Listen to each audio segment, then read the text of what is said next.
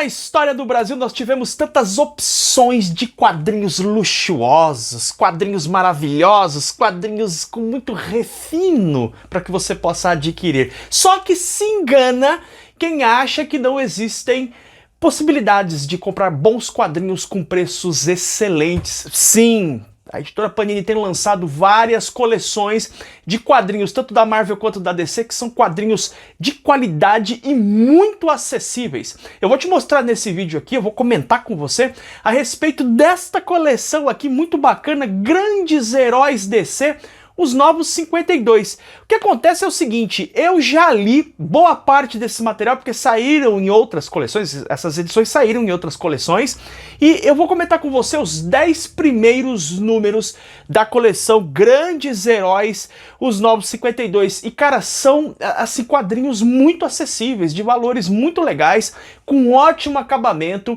Tem alguns detalhes muito interessantes que eu vou comentar com você a respeito dessa coleção. E vou fazer aqui um overview rapidão para você dos 10 primeiros volumes dessa coleção, comentando as minhas opiniões, o que eu acho de cada um desses volumes.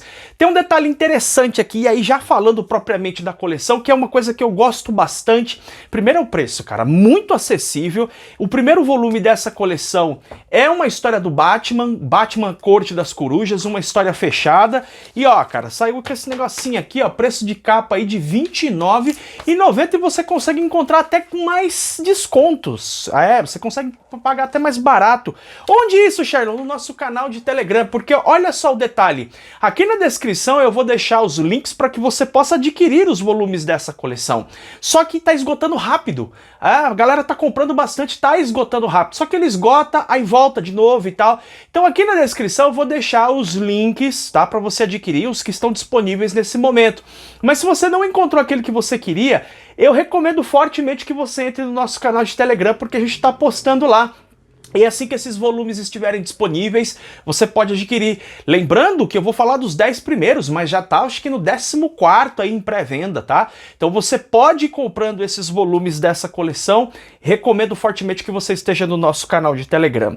Essa coleção vem nesse formato aqui, é o formato saga, que tem aí, olha, tem sido uma festa para quem está colecionando quadrinhos nesse momento, porque você tem um encadernado com bom número de páginas, capa cartão, papel de qualidade. A diferença desse aqui em relação à saga do Superman, a saga da Liga da Justiça e tal, é que tem um tratamento melhor aqui na capa. A gente vê que tem esse hot stamp aqui, essas coisas brilhosas, envernizadinhas, lindas, certo? E essa coleção é muito bacana porque aí vai ter questionamentos, mas eu acho que isso é uma vantagem.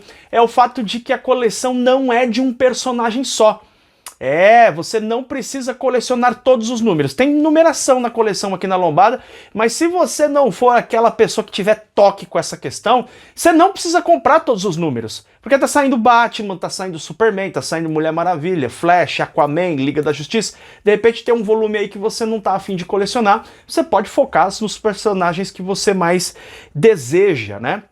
Isso eu acho uma grande vantagem, você não tem aquela obrigação de ter que comprar todos os números, é algo inclusive que vai destoar um pouco, vai numa direção diferente do que está indo as coleções das sagas, eu acho isso bacana. Outra coisa que eu acho muito legal nessa coleção, já comentei, vou falar de novo, é um quadrinho com ótimo preço, tá? Eu acho que realmente é uma excelente opção, é a melhor coleção, na minha opinião, neste momento, para quem quer começar a ler DC. E por que isso? Porque justamente o que eu acabei de falar, de não ter um personagem só na coleção, na minha opinião é uma vantagem. Por quê? Você que está começando a ler quadrinhos agora, vai pegar esse material aqui e vai conseguir ter uma ideia geral de vários personagens com fases legais aí, né? E aí você vai decidindo com o tempo quais personagens você vai focar. Neste caso, esta coleção, na minha opinião, é até melhor do que as sagas. Você quer começar a ler Liga da Justiça e tal, aí você vai comprar a saga da Liga da Justiça, coleção mais longa, de repente você precisa se comprometer, tá? Você colecionando aqui essa coleção de quadrinhos aqui, Grandes Heróis DC, você pode, como eu já disse, comprar aqueles que mais te interessam e não necessariamente se comprometer com coleções muito grandes, porque as histórias são fechadas, bebê, coisa linda. Tem mais, essa coleção tem algo que eu gosto muito, que são os extras. Os extras, cara. Tem a história principal aqui, assim que fecha, a gente tem uma capa aqui, ó, nessa primeira edição de Corte das Corujas, e depois você tem alguns textos muito legais aqui, falando um pouco mais sobre o personagem em questão, te dando mais informações legais aqui, para que você possa conhecer mais sobre o universo DC, conhecer mais sobre o personagem tratado nessa edição. Então é uma coleção que eu recomendo fortemente para você, tá? Recomendo mesmo, e vou fazer comentários aqui então sobre os 10 primeiros números, que não necessariamente esse que eu vou te mostrar é o mesmo número de páginas que tem na coleção Grandes Heróis DC, tá? Eu só peguei aqui porque essas histórias já foram publicadas anteriormente em encadernados, revistas mensais primeiro, depois encadernados. Eu li tudo isso aqui nas revistas mensais, li nos encadernados, e eu vou comentar com você aqui para que você possa ter uma ideia geral do que cada história está contando e se eu acho que vale a pena ou não. Beleza? Sem mais delongas, começando com a Corte das Corujas. A Corte das Corujas é o primeiro grande arco dentro dos 952. A fase dos 952, se você não sabe, foi um reboot que aconteceu em 2011, e a gente tem o primeiro arco aqui do Batman. Na minha opinião, dentro de toda essa fase dos 952, é a melhor história. A gente tem aqui uma situação de uma camarilha que domina Gotham ali no escuro, no submundo, nas entranhas, e o Batman descobre que existem, que são as corujas, descobre esse grupo secreto e começa ali a sua caçada. Passa por maus bocados o Batman, você vê o Batman sofrendo aqui nessa história. A inserção de um elemento que eu acho um pouco esquisito nessa história, que é um negócio de um irmão ali do Bruce Wayne, esse negócio fica meio esquecido, mas isso aí não estraga a história não. Ela tem um clima detetivesco que nem foi tão explorado na fase dos 952, mas que faz valer a pena a leitura desse material aqui, tá bom? Que é o primeiro volume da série. Na sequência nós temos Mulher Maravilha Sangue, fase aclamada da princesa guerreira Diana, escrita por Brian Azzarello, conhecidíssimo por grandes trabalhos, especialmente trabalhos de cunho mais policialesco, né? O Brian Azzarello escreveu grandes histórias, Sem Balas, por exemplo, com a arte muito bacana do Cliff Chiang. Aqui a gente vai ver a Diana defendendo um bebezinho, tem um bebezinho ali e tal, e que tem relação com Olimpo, ele é filho de Zeus. E aí os irmãos, né, aquela briga familiar e tal, e aí a Diana tem que salvar esse garoto, tem que esconder um menino e tal, e tem toda uma briga com esses deuses aí. É uma fase aclamada da Mulher Maravilha, inclusive algumas pessoas consideram a melhor fase da Mulher Maravilha, não acho a melhor, mas considero sim uma excelente fase. Esse encadernado volume 2 vai trazer então o começo dessa história, tá? O terceiro volume da coleção vai trazer Liga da Justiça Origem, fase escrita pelo Geoff Johns, com desenhos espetaculares aqui do Jim Lee, também com Scott Williams trabalhando no projeto. Eu vou te dizer que, embora seja sim uma história legal para quem está querendo adentrar no universo da Liga da Justiça, vai ver a formação da Liga dentro da lógica dos 952, momento ali de um confronto entre Superman, Batman e Lanterna Verde, e depois a invasão de Darkseid à Terra, que vai reunir os 7 principais ali, né, que é o Superman, Batman, Mulher Maravilha, Lanterna Verde, Flash, Aquaman e Cyborg. Foi base para o filme, que poderia ter sido um excelente filme ali do Zack Snyder. O corte do Zack Snyder é melhor, mas enfim, esse quadrinho foi a base para o filme. Gosto desse quadrinho? Mais ou menos, porque a arte é muito boa, tal, tem uma trama que poderia ser melhor desenvolvida pelo Geoff Johns. Acho que deixa um pouco a desejar na condução do ritmo. Eu acho as coisas muito apressadas nesse quadrinho aqui. De repente a coisa forma a Liga da Justiça. Achei que há um problema de ritmo aqui, mas nada que vai estragar a experiência de quem está começando a ler Liga da Justiça.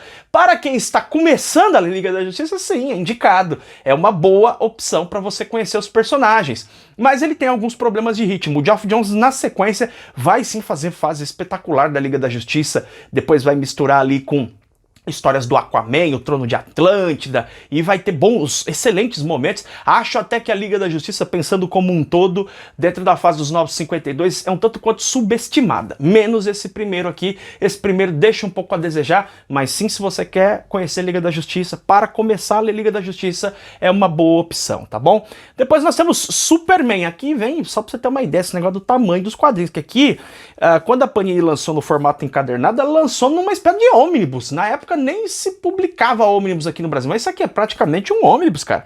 É um encadernadaço aqui de 684 páginas, o volume da coleção Grandes Heróis DC, os 952, não é desse tamanho, evidentemente.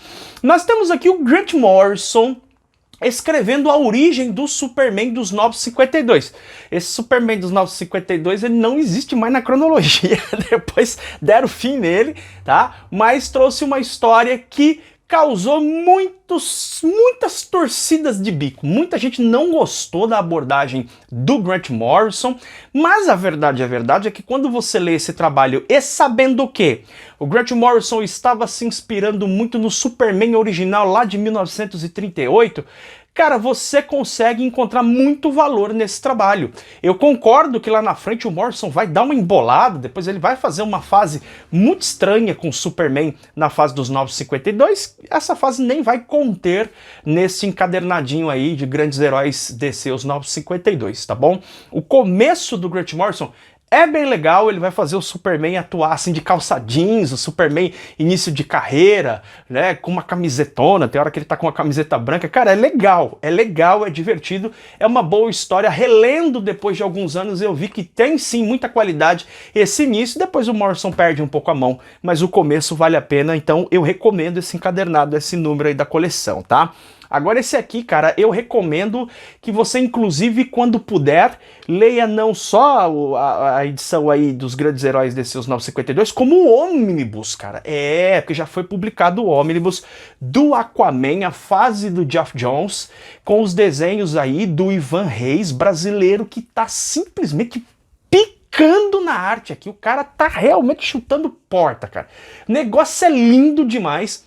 Melhor fase do Aquaman já produzida, provavelmente, muito provavelmente a melhor fase do Aquaman, tá? É tudo muito bem amarrado, inclusive eu estou recomendando o Omnibus aqui porque a fase do Geoff Johns, ela vai se conectando de uma forma completa, né? Até ali no final, é tudo muito bem conectado. Mas nesse primeiro encadernado a gente já vai ver aqui o Aquaman tendo ali uma conversa, uma interação com a galera. O Aquaman é sempre meio tiradão e há uma brincadeira com isso, o fato de que ele, entre aspas, conversa com os peixes e tal. Mas, cara, o trabalho artístico do Ivan Reis é incrível nesse material. A gente vai ver o Aquaman ali, então, ele controlando alguns assaltantes ali, e aos poucos a galera ali das redondezas vai aprendendo a respeitar o Aquaman, e a gente vai ver ele se envolvendo numa briga palaciana, como é tradicional do Aquaman, né? Tem um problema relacionado à invasão da superfície por Atlântida, o Aquaman vai se envolver, conforme esse arco vai se desenvolvendo. Eu gosto demais, cara, gosto demais. Pra mim é uma das melhores fases dentro de tudo que se produziu dos 952. O Aquaman do Geoff Johns e do Ivan Reis é um material finíssimo, cara, de ótima qualidade, recomendo muito pra você. Também foi lançado dentro dessa coleção essa história aqui do Batman, Faces da Morte, escrito e desenhado pelo Tony Daniel, tá? Aqui a gente vai ter o Coringa sumindo do asilo Arkham e o Batman numa investigação sem saber o que aconteceu. O Batman tá perdidaço nessa investigação e ao mesmo tempo ele vai se relacionar com uma situação que está acontecendo no cassino Iceberg, o cassino do Pinguim. Então o Batman vai ter que enfrentar ali, vai ser o primeiro momento dentro da fase dos 952 em que o Batman vai enfrentar o Pinguim. É uma história ok, é uma história legalzinha, não é nada espetacular, mas é uma história que diverte e ela é uma história sem erros, na minha opinião. Ela não tem tanta energia quanto poderia ter, não é uma história que empolga tanto, mas é uma história ok também, principalmente aí para quem tá querendo ler uma história do Batman com o Pinguim.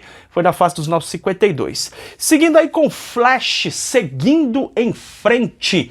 Aqui nós temos o trabalho do Francis Manapul com desenhos ótimos também do Brian Buccellato.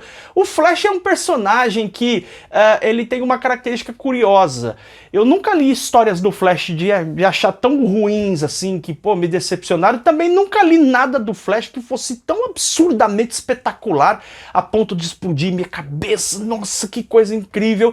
E isso aqui segue a fórmula, tá? Então é um gibi que vai te agradar, tem ótimos desenhos, uma boa ação ali, o Barry Allen, né? Porque o Barry ficou fora do universo DC durante muito tempo, e aí ele volta ali na fase pré-Flashpoint, depois ele vai fazer parte também dos Novos 52, né? Então ele tá atuante aí no universo DC. Então você vai ver o Barry, né, lidando ali com as primeiras aventuras dele, né, dentro dos Novos 52, vai envolver depois a cidade do Gorilla Grodd. É tradicional, cara, não tem muito o que errar não. Flash é aquele gibizão pra você ler e relaxar, se divertir. Eu gosto dessa história, mas sem grandes expectativas, beleza? O que mais nós temos aqui? Ah, e nós temos o Lanterna Verde, cara. Lanterna Verde, que é o seguinte, ele saiu nesse encadernado aqui, DC Deluxe Lanterna Verde, A Vingança do Mão Negra. Mas na coleção você vai encontrar essa história aqui, ó. Tá? É essa capa aqui da história com o Sinestro, é logo após a... Não, ainda é Geoff Johns ainda, é o comecinho dos 952, Lanterna Verde dos 952. Uma das coisas que mais gerou burburinho na época é que alguns personagens tiveram um reboot e outros não. Lanterna Verde, por exemplo, não teve um reboot, continuou a fase ali do Geoff Johns, que é uma excelente fase, excelente, e quando adentra no período dos 952, continua excelente, o Geoff Johns para de fazer o título, para de escrever, mas mesmo assim as histórias continuam muito boas. Então Lanterna Verde dessa época aí, cara, a fase ali antes dos 952 e até durante os 952, não tem erro. São histórias muito boas, a gente vai ver o Sinestro voltando para a tropa dos Lanternas Verdes. Ele tá conseguindo ali, digamos assim, uma nova chance com os Guardiões. Isso gera muita desconfiança no Hal Jordan, porque a gente sabe que o Sinestro é um sujeito que, assim, ó, pende pros atos ditatoriais com uma facilidade muito grande. É uma boa história, cara, é uma boa história, vale muito a pena para você conhecer todo esse núcleo aí da tropa, dos Lanternas, a relação conflituosa entre o Hal Jordan e o Sinestro, recomendo, tá bom? Outro trabalho que eu recomendo muito, muito, muito para você dessa coleção é o Batman e Robin Nascido para Matar. Cara, aqui a gente tem o início de uma das mais espetaculares fases de Batman e Robin. Começa ali com o Damian lá atrás, né, na fase ainda do Grant Morrison, tal, foi se desenvolvendo, e aí quando termina a fase do Grant Morrison vai entrar a dupla Peter Tomasi e Patrick Gleason, com esse quadrinho aqui, o Batman e Robin Nascido para Matar. Nada me tira da cabeça que o próximo filme do Batman, que vai ter o Robin também, vai se basear nesse quadrinho aqui. Isso é um palpite, pode ser que eu esteja errado, mas eu acho que esse quadrinho vai ser base para o próximo filme Batman e Robin, porque aqui a gente vê toda a personalidade irascível, difícil, briguenta, tá, do Damian Wayne, que foi criado pela sua mãe ali, pelo seu avô, Liga dos Assassinos, um moleque é casca grossa demais, cara, até os outros Robin tem medo dele, moleque é embaçado demais. E a gente vai ver aqui o Batman tentando estabelecer uma relação com ele, porque o Batman tem o código de não matar e o moleque não tem dificuldade de passar o gume, não. Você tá entendendo? E aí a gente vai vendo a construção dessa relação de pai e filho, essa energia, essa potência violenta do Damian e o Bruce tentando estabelecer uma conexão com o próprio filho e acalmar um pouco esses ânimos, e isso é muito bem desenvolvido, é muito bem escrito pelo Patrick Gleason, pelo Peter Tomasi, a arte é bonita, o quadrinho é empolgante, é emocionante, é divertido, é cheio de ação. Cara, é uma das melhores fases dos 952, essa edição aqui de Batman e Robin Nascido para Matar, pode ler que você vai curtir. E para fechar nós temos aqui o Superman, Qual é o Preço do Amanhã, trabalho que foi escrito pelo saudoso George Pérez, com Jesus Merino trabalhando aqui na arte. Trabalho com uma arte clássica, muito bonita. E o roteiro vai bem no clássico também, vai bem no seguro. O George Pérez, que escreveu também o Superman ali na fase dos anos 80, final dos anos 80, anos 90, o George Pérez também escreveu o Superman. Pouca gente lembra disso, mas ele escreveu sim. E ele vai trazer um pouco esse conceito, tentando atualizar um pouco esse Superman, o Planeta Diário. Eles estão meio que deixando um pouco aquela coisa de escrever jornais, estão tentando agora trabalhar num blog, trabalhar ali na consulta de notícias de uma maneira mais individualizada, de uma maneira mais aberta, né, com as propostas que existiam na época de que todos nós trabalharíamos na internet, seria incrível. E não é que mais ou menos deu certo? A gente vê então o Clark aqui tentando se adequar a esse novo mundo. É uma história incrível, vai explodir sua cabeça? Não é. É uma história que na época até causou uma certa frustração pelo nome do George Pérez. Esperava-se uma história com mais potência. Na verdade, o que a gente sente é que o George Pérez estava tentando um pouco encontrar o ritmo desse novo Superman, esse Superman mais high-tech, esse Superman mais da era digital. Ela deixa um pouco a desejar, mas também é uma ótima opção quando se trata de um quadrinho para você conhecer o personagem. É o melhor quadrinho do Superman que você vai ler? Não, não é. Mas é um ótimo quadrinho para você conhecer o personagem. Beleza? Então é isso, eu espero ter contribuído com você aí, com os 10 primeiros títulos dessa coleção que está saindo. Aqui na descrição você tem os links daqueles que estão disponíveis. Os que não estiverem disponíveis na Amazon, tem link aqui também do site da Panini, do site da Mundos Infinitos, onde você pode adquirir.